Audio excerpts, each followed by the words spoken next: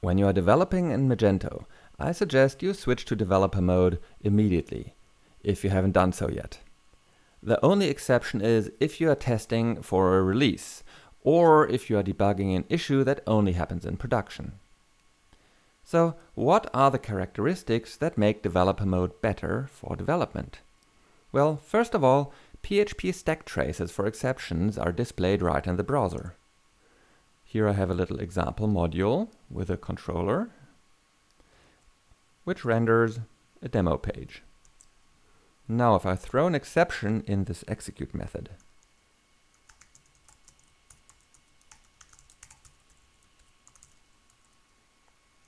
and now I flush the full page cache, so the controller action will be executed.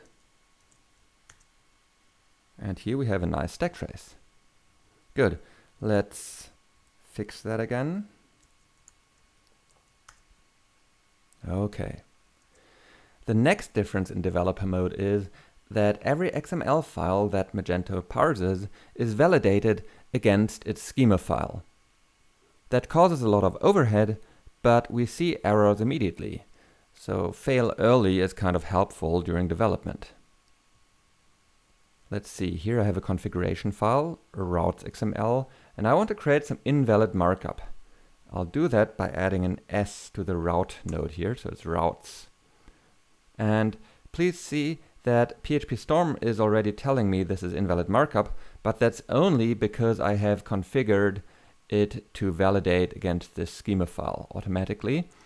If I hadn't set up that validation, or if I were using some IDE or editor that doesn't support schema validation, I wouldn't see this. So it's not that obvious always, right? So now I want to flush the config cache and reload.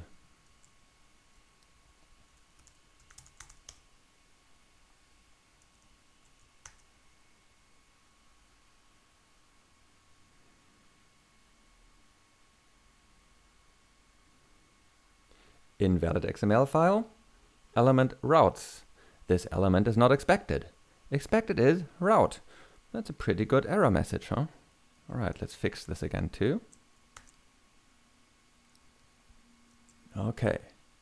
The next difference is that static assets that don't have to be pre-processed, so like images or plain CSS files or web fonts or JavaScript files and so on. All of these are symlinked on demand directly from their module into pub-static, so they can be accessed by the web browser. Here, for example, is a little example.js file which is included on the page, on the demo page. Let's have a look.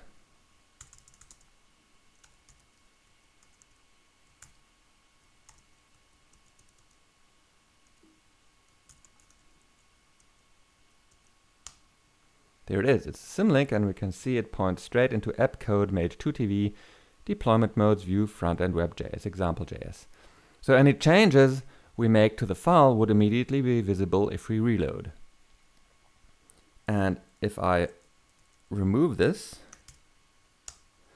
and now I want to reload, but first I'll open the console, because then the browser cache is disabled, so when I reload, the file will be requested again by the browser. Let's see where it is. There it is. It got a 200 response, no 404. Yeah, there it is again. So it got recreated on the fly. Some static assets have to be generated, so they cannot be symlinked. In developer mode, these generated assets will be created on the fly as well.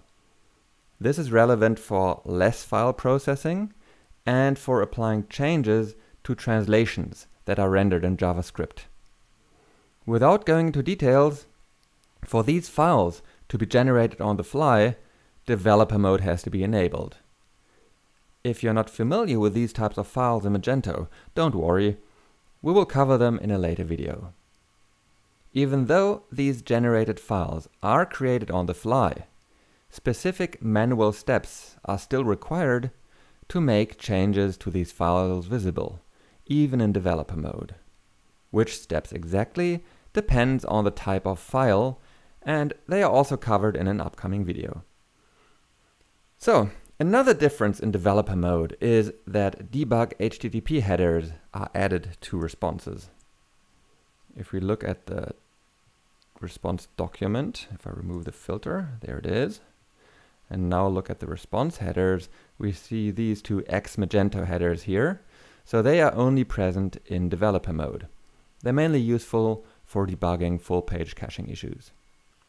Another difference in developer mode is that the developer configuration under Stores Advanced Developer is completely hidden in production mode, but it is visible in developer mode.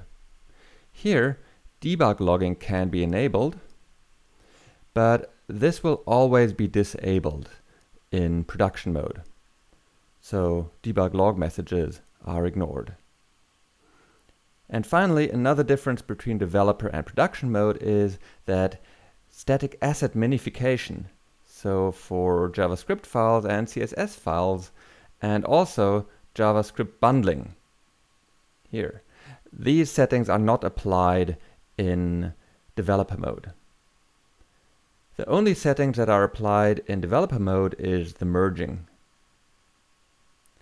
So all of these behaviors in some way assist us to develop more efficiently in some way or another. Before we move on and have a look at the production mode, let's do a quick summary. First, PHP stack traces are shown in the browser. XML files are validated against their schemas. Static assets are created on the fly. X Magento debug headers are added to HTTP responses. Debug logging can be enabled, and static asset minification and bundling is not applied. Okay, let's have a closer look at production deploy mode next.